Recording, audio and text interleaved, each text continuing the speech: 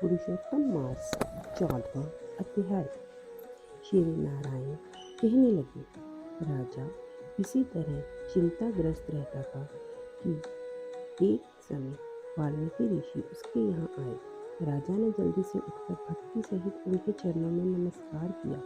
तब वाल्मीकि ऋषि राजा को शांत देखकर कहने लगे, हे राजन, तेरे मन में जो कुछ भी चिंता हो वे तुम बिना संकोच कहो, क्या बात है? धनवा ने कहा, महाराज, आपके चरणों की कृपा से सब सुख है, परंतु हे ब्राह्मण, एक बड़ा भारी संदेह मेरे मन में है। सो उस वन के तोते के मुख से लगे हुए एक शूल को आप दूर करिए। वाल्मीकि ऋषि राजा के यह वचन सुन बोले, हे राजन, पूर्व जन्म में तुम द्रविड़ देश में ब्राह्मण के घर में राम पत्र के किनारे उत्पन्न हुए थे। सदैव तुम्हारा नाम था। तुम धार्मिक, सत्यवादी, जितना मिले उतने में ही संतुष्ट रहने वाले थे। तुम्हारी स्त्री उत्तम गुणों वाली गौतम ऋषि की पुत्री गौतमी नाम से विख्यात थी।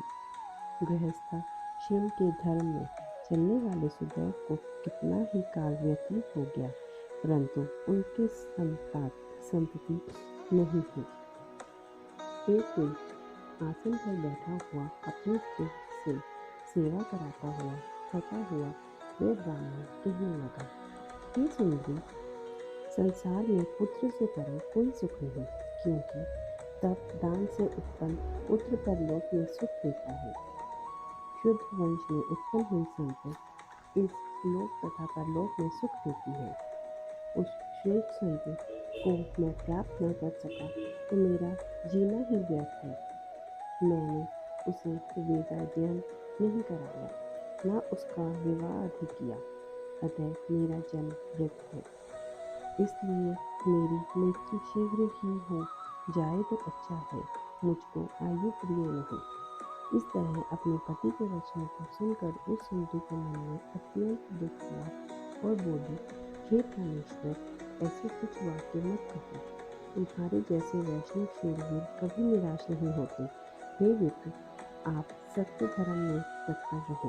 आपने तो स्वर्ग जीता है।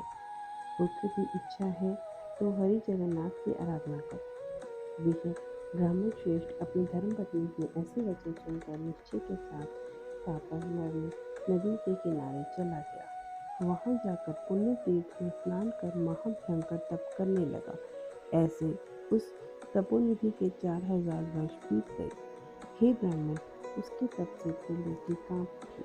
सदैव का महाउग्र तप देखकर बड़े वेग से गरुड़ पर चढ़कर भक्तवत्सल श्री भगवान प्रकट हुए। श्री नारायण बोले, हे नारद जी, नवीन मेघ के समान चतुर्भुज जगत के पालन करने में समर्थ उन मुरारी के आनंदित मुख को देखकर बड़े हर्ष के साथ सुदैव ब्राह्मण ने मुकुंद को साष्टांग प्रणाम किया। जय श्री हरि, जय श्री हरि।